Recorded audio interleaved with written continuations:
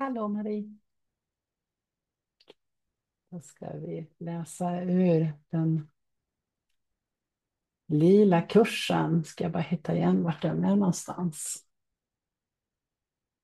Jag delar på rätt ställe.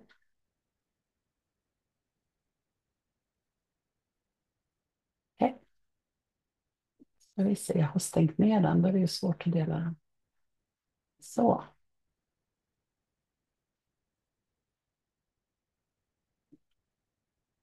Nu ska det nog gå bättre. Så vi har kommit till cameo 26. Helen och Bills holy relationship. Och den ultimata heliga relationen är ju att vi kultiverar en relation med heliga ande. Och sen så sprider det sig till alla relationer. Och här beskrivs det från det andra hållet hur Helen och Bill hade en väldigt komplicerad relation och hur Helen, varje kväll så skrev hon en lista på alla eh, fel hon tyckte att Bill gjorde. Och Bill skrev nog en liknande lista, skriver hon. Och att hon var på väg att säga upp sig faktiskt, att inte jobba kvar där. Därför att det var outhärdligt. Och Bill har ju en relation med heliga ande. Så han hör ju att han ska agera på ett annat sätt. Och Helen hör det genom honom och säger jag förenar mig med det. Det är så kursen börjar komma. Men det här är ju skrivet av Robert Perry och genom honom som ett filter. Och kursen är väldigt tydlig med att den enda heliga relationen vi har är den med Gud och Guds skapelse, med ettheten. Att det spelar ut sig här i illusionen, bara så att vi har det klart för oss. Helen and Bill's holy relationship.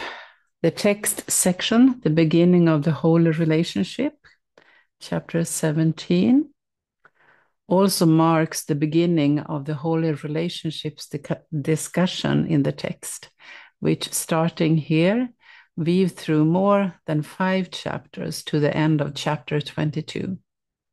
It is important to realize that these teachings on the holy relationship were initially directed at Helen and Bill, and thus reflect the particular history and issues of their relationship.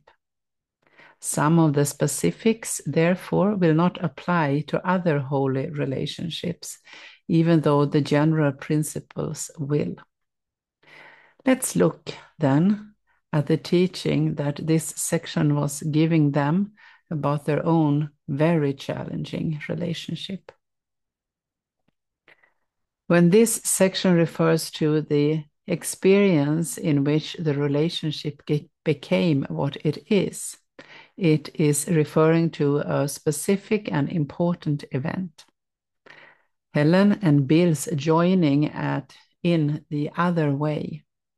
This was the holy instant in which the relationship was made holy.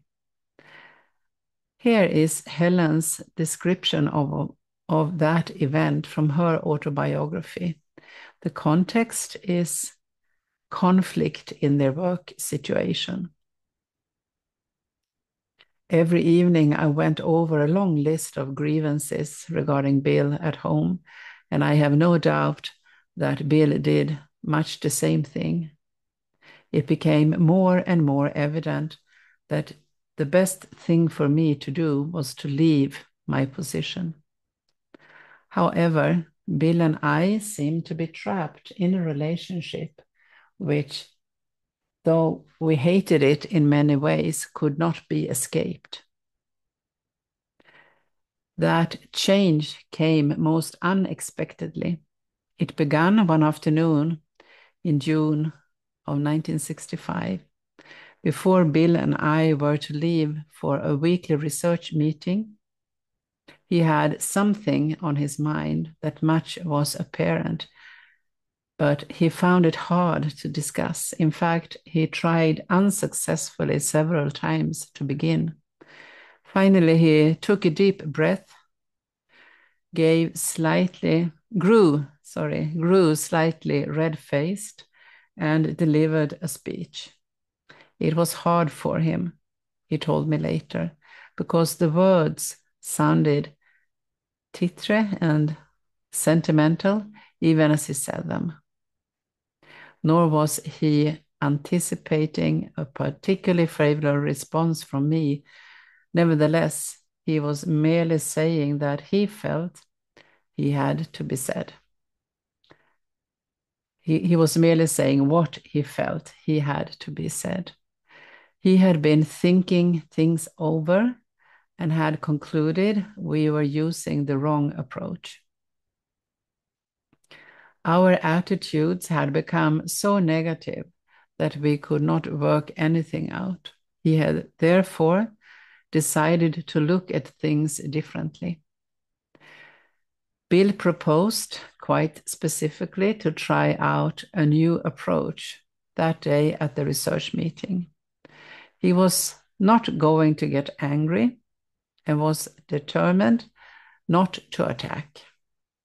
He was going to look for a constructive side in what the people there said and did, and was not going to focus on mistakes and point up errors. He was going to cooperate rather than compete. It was time to take a new direction. We had obviously been headed in the wrong way. It was a long speech for Bill, and he spoke with unaccustomed emphasis as he delivered it. When it was over, he waited for my response in obvious discomfort. Whatever reaction he may have expected, it was not the one he got. I jumped up, told Bill with genuine conviction that he was right, and I said I would try the new approach with him. Bill and Helen both realized that they had made a tremendous important commitment to a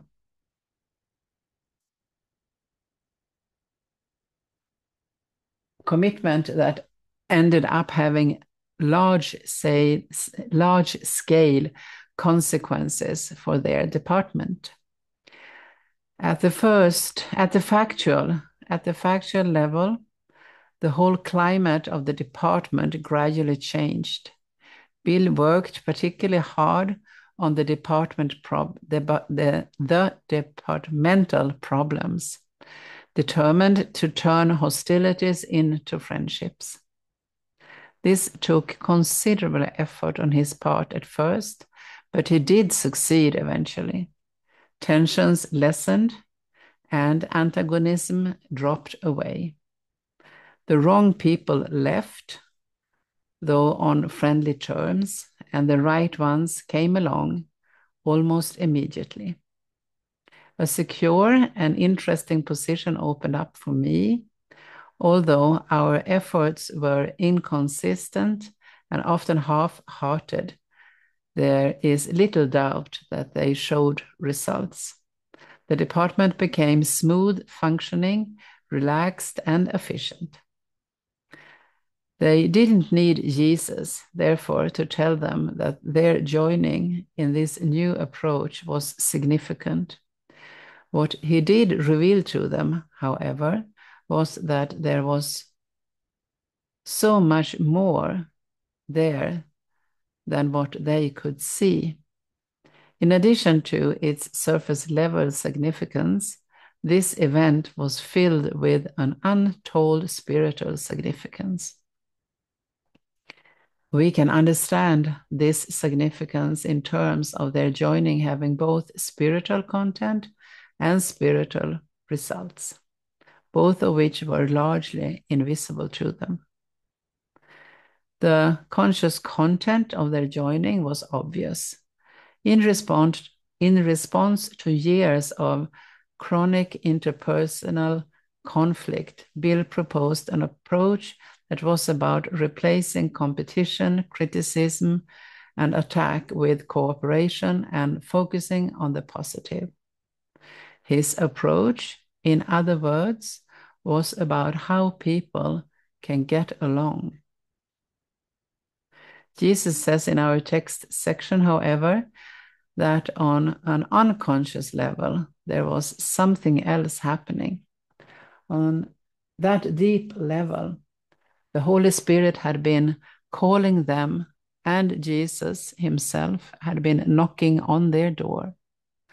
Although this was surely not a very conscious experience, it couldn't have been entirely unconscious either.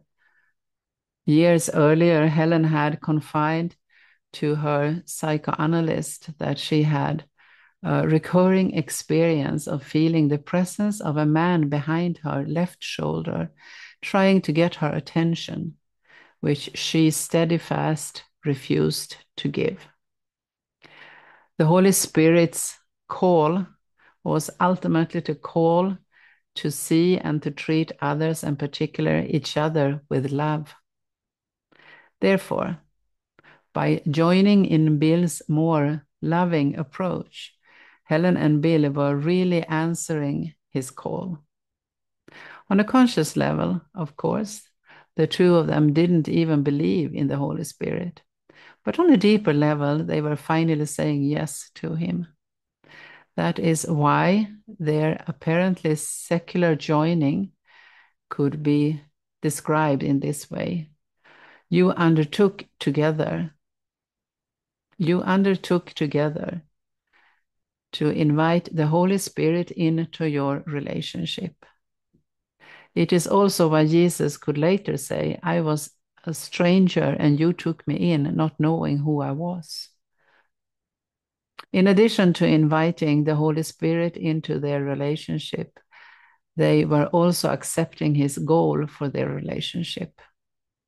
For all they knew, they were simply setting the goal of getting along with each other and with their colleagues.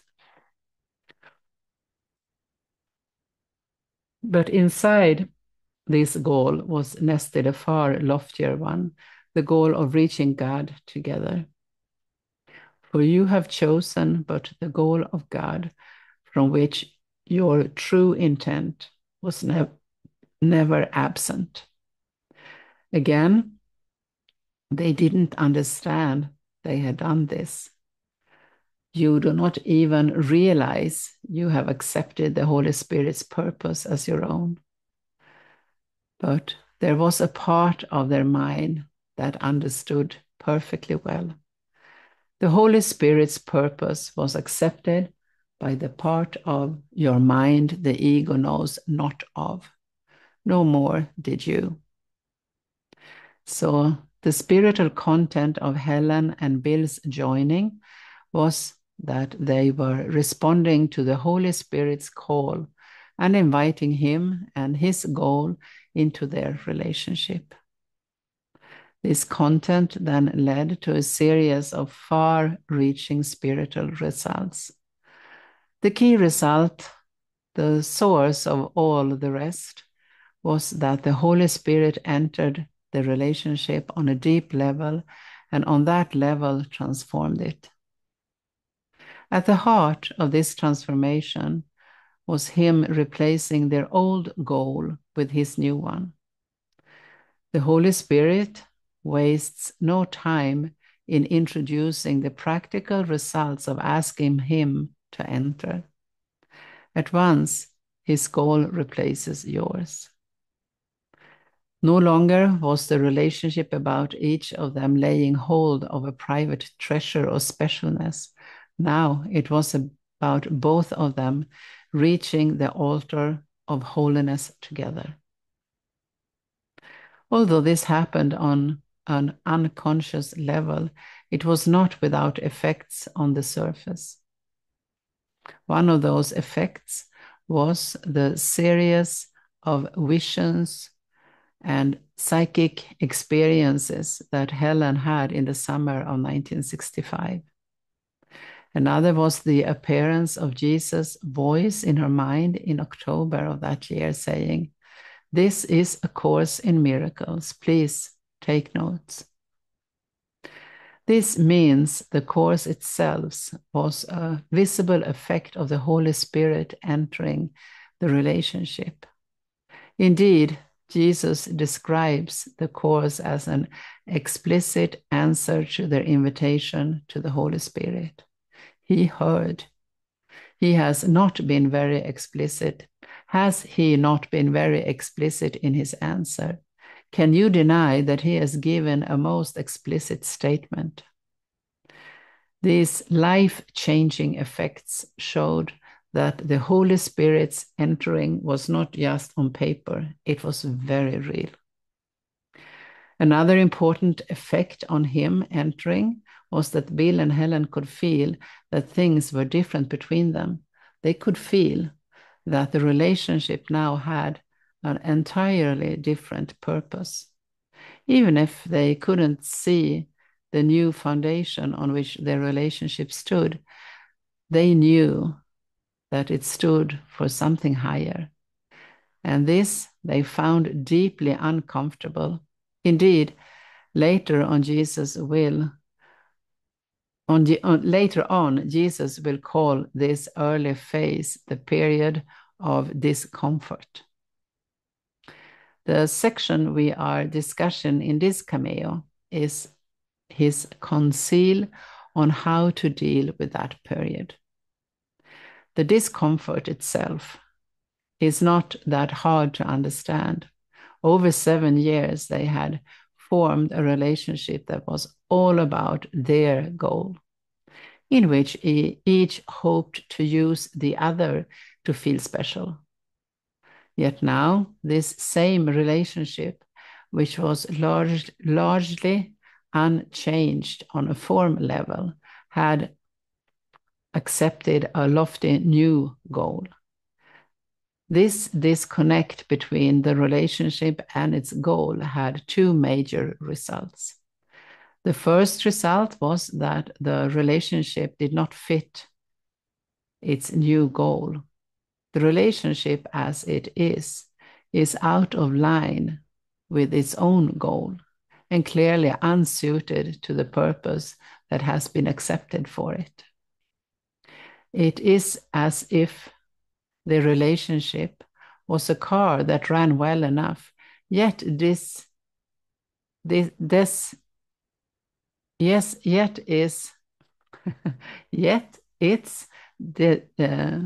designed goal was to fly to the stars. Imagine the thoughts that Helen and Bill may have had at this point. How will we ever get there? Why have a goal that you can literally never reach? What a senseless relationship this is. In this situation, they started blaming each other for the relationship being so discordant with its divine goal, a tendency that Jesus said was likely to continue. You will find many opportunities to blame each other for the failure of your relationship. The second result was that at the same time that the new goal seemed impossibly out of reach, they still desired the old goal. They still wanted that feeling of specialness.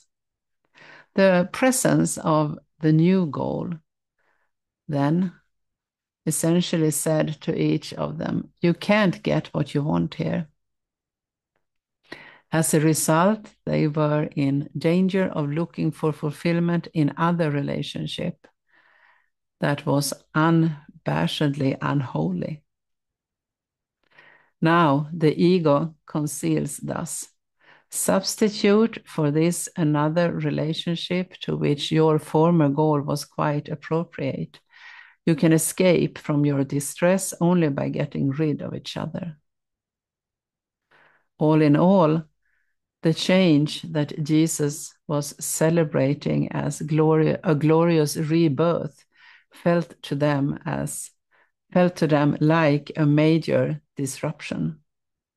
What had been an extremely frustrating relationship had now become profoundly unsettling one. Rather than going forward, they just wanted to go back. It was crucial that Jesus address this state affairs.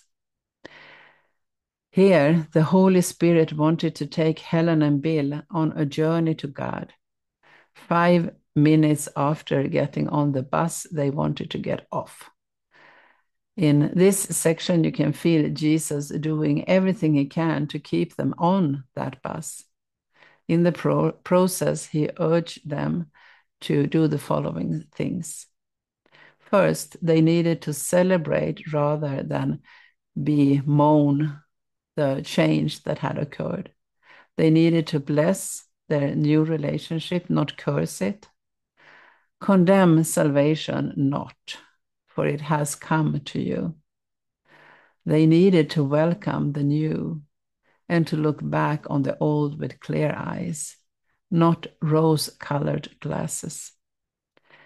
Forget not now the misery you really found, and do not now breathe life into your failing egos. For your friendship has not been disrupted, it has been saved. Second, rather than changing the goal back to fit their old unholy relationship, which Jesus says is impossible anyway, they need to do the exact opposite. There is no course except to change the relationship to fit the goal. Third, there was a discrepancy between their new goal and the means they actually employed in the relationship, which boiled down to judging and attacking. This discrepancy could make achieving the goal seem hopeless. They needed to trust, however, that they could be given the proper means, the means that actually fit the goal. Think you not the goal itself will gradually arrange the means for its accomplishments. Later on, the means would be identified as seeing each other through the eyes of Christ rather than the eyes of judgment. Fourth, they needed to actively resist the temptation to withdraw from this relationship and transfer their investment to another relationship that dangled before them the lure of specialness. Jesus' response to this was blunt. Hear not this now. Abandon him not now, nor each other. This relationship has been reborn as holy. Fifth, they needed to have faith in the bus they were on, so to speak. They needed to have their faith in where it was going and that it actually could get there. They needed to have faith in the driver, the Holy Spirit.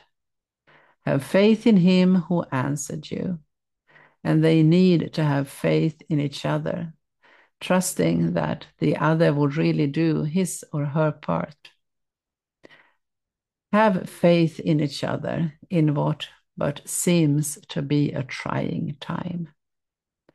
Sixth, rather than blaming each other for failing to live up to the new goal, each needed to forgive the shortcomings and appreciate the genuine contributions the other had made. And he, the Holy Spirit, has not been lacking in appreciation for all you have done for him. Nor does he see the mistakes at all. Have you been simply grateful to each other? Have you consistently appreciated the good efforts and overlooked mistakes? Or has your appreciation flickered and grown dim in what seemed to be the light of the mistake? Overall, Jesus was asking them to step forward into the new with trust and gladness. In spite of their discomfort,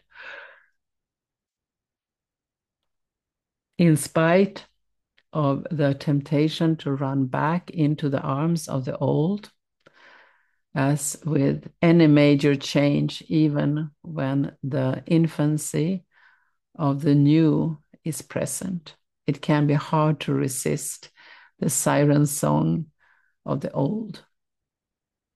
If they could just press forward, he promised them the reward would come. As this change develops and is finally accomplished, it grows increasingly beneficent and joyous. Indeed, their destination was not just a happy place for the two of them, it was a holy temple from which the blessings of their relationship would be generously bestowed on everyone who draws nigh, as Jesus later describes this moving passage. The peace he laid deep within both of you will quietly extend to every aspect of your lives, surrounding both of you with glowing happiness and the calm awareness of complete protection. And you will carry its message of love and safety and freedom to everyone who draws nigh onto your temple, where healing awaits for him. Jesus' prescriptions for Bill and Helen's relationship appear to make eminent sense. Indeed, they are not so different from the conceal a new reformed alcoholic might receive. Yet it is well known that Helen and Bill's relationship never really escaped from the period of discomfort. This is truly unfortunate, yet perhaps not as surprising as it may seem. Undoubtedly, many, if not most, holy relationships get marred in that period or get broken off altogether because of it. There is such bright promise contained in that initial moment of joining, yet laying hold of that promise means laying aside the ego to an unusual degree. And how many are willing to do that? But there is one cause for genuine celebration here. Even though Helen and Bill didn't reach that place of glowing happiness together, the temple they built still stands, and countless thousands still draw nigh onto it to receive the healing that waits for them. Jag kan känna igen mig väldigt väl i den här typen av relationer, och att förlåtelsen gör att alla relationer blir på det här sättet. Vi är alla kallade till varandra. Och när jag är villig att titta på konflikter, titta på hårda ord, titta på missförstånd, titta på vad som än dyker upp och praktisera förlåtelsen, så försvinner attackerna och konflikterna och kärleken lyser igenom. Så jag ser hur att kultivera min relation med heliga ande genom att se på allt här med heliga ande gör att den heliga relationen sprider sig till alla. Min villighet att praktisera förlåtelsen är det enda som behövs. Ser du något?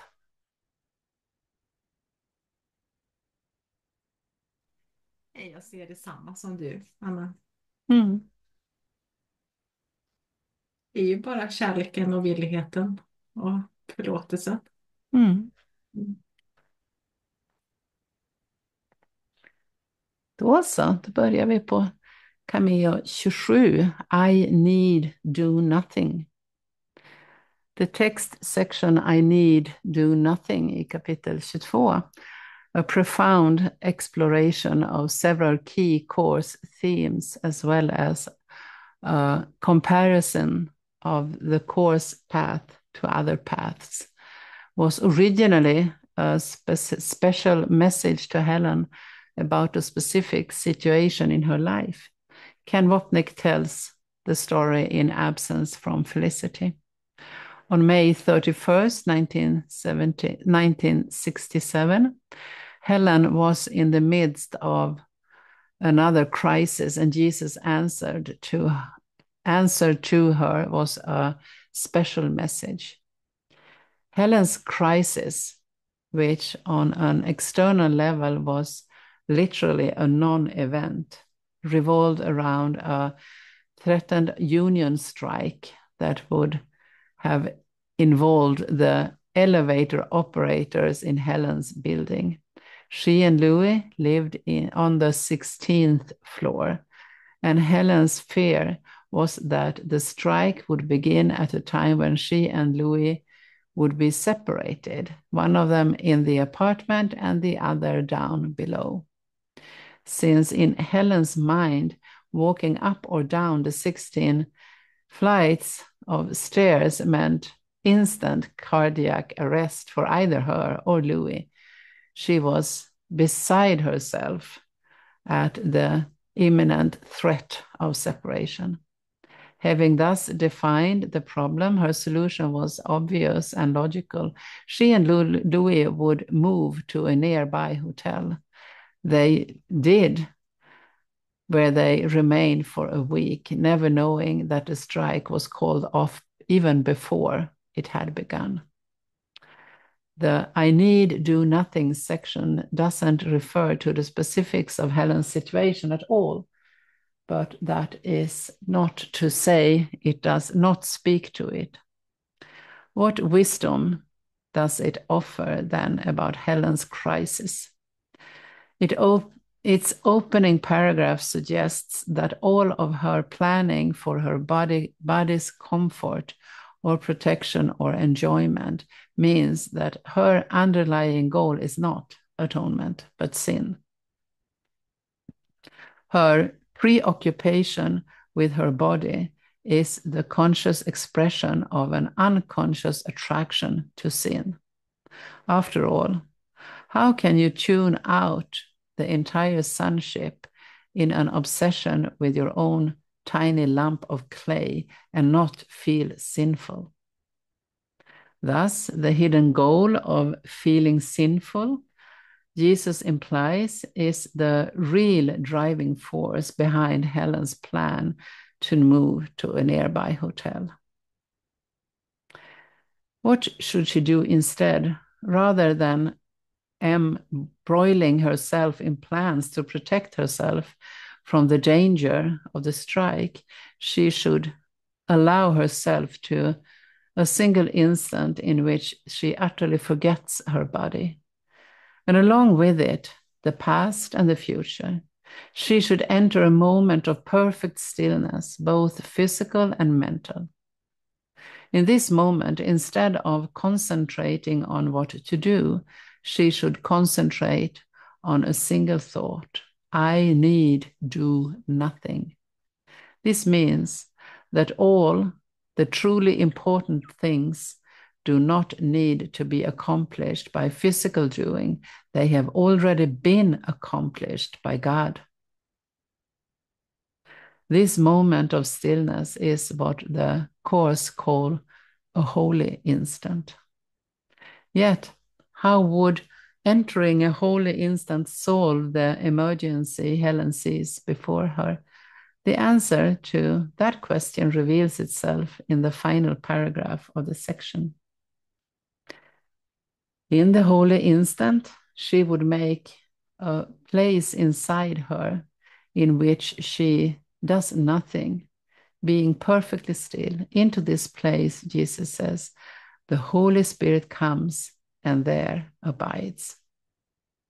Even though such a holy instant is typically brief, its effects would not be. Even after Helen returns to normal consciousness, the Holy Spirit would remain in that quiet place within her, giving her a place of rest to which you can return, presumably in future holy instants. Yet the value of this place of rest is not confined to isolated holy instants. The section concludes with a mesmerizing picture of Helen going through life in a dual consciousness.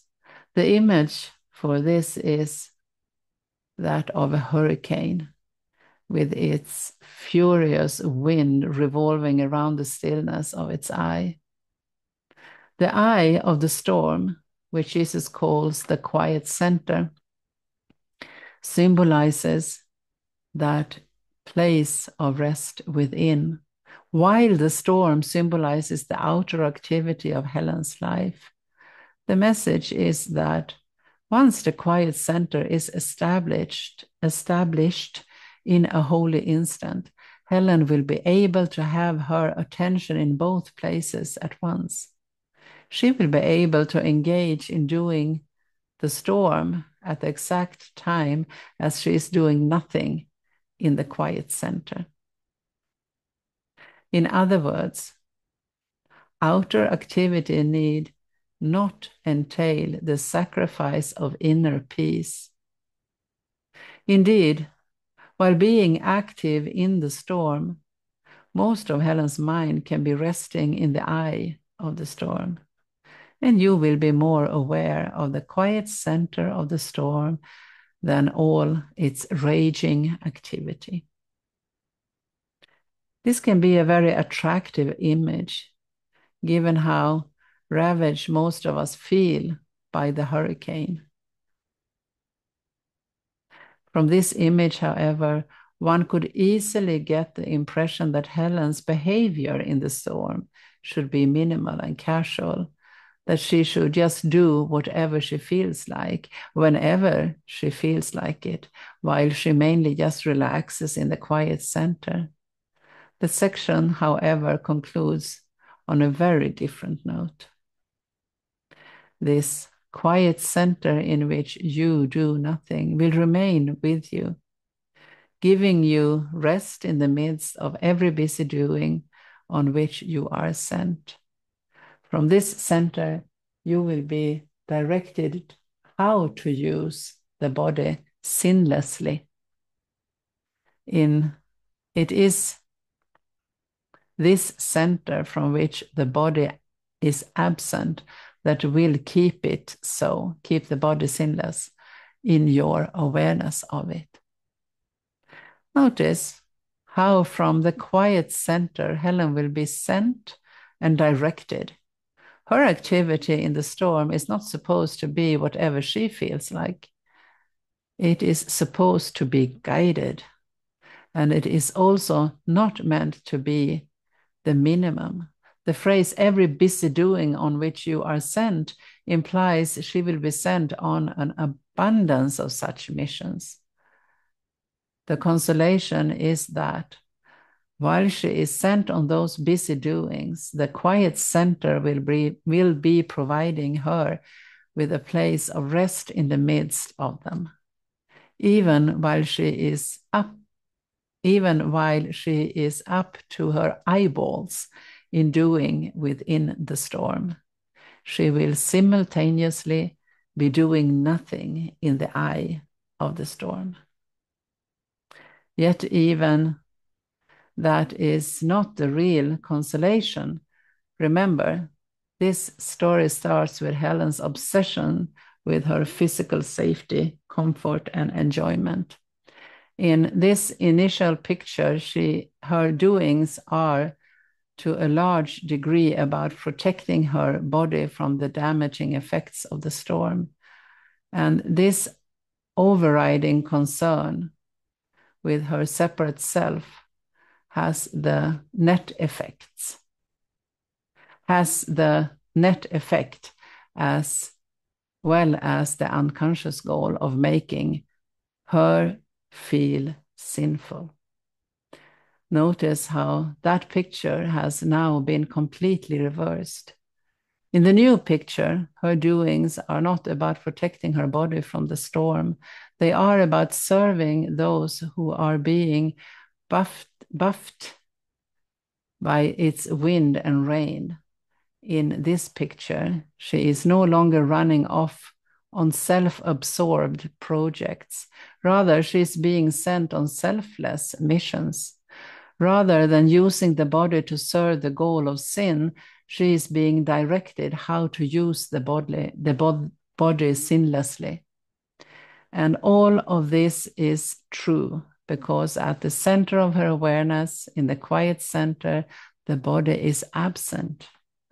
In that place of ultimate concern, the body has vanished, having been replaced by the Holy Spirit. As a result, she now sees herself as sinless, as absolutely clean and unstained. She even sees her body as sinless. How else could she see it, given that it has become a pure instrument of God's holiness? Here, then, is a vision in which the inescapable doing entailed in our outer lives is harmonized with the non-doing entailed in her inner stillness. It is not a case of one or the other. Rather, by resting from doing in particular holy instance, we can ground a way of being in which, even while we are engaged in outer doing, we are resting in a place of non-doing within. And significantly, this place of non-doing now becomes the source of our doing, of a very different kind of doing. Ska se, och det är ganska mycket kvar. Då slutar vi här. Börjar om där nästa gång. Någonting som du hörde i det här som berör dig på något sätt?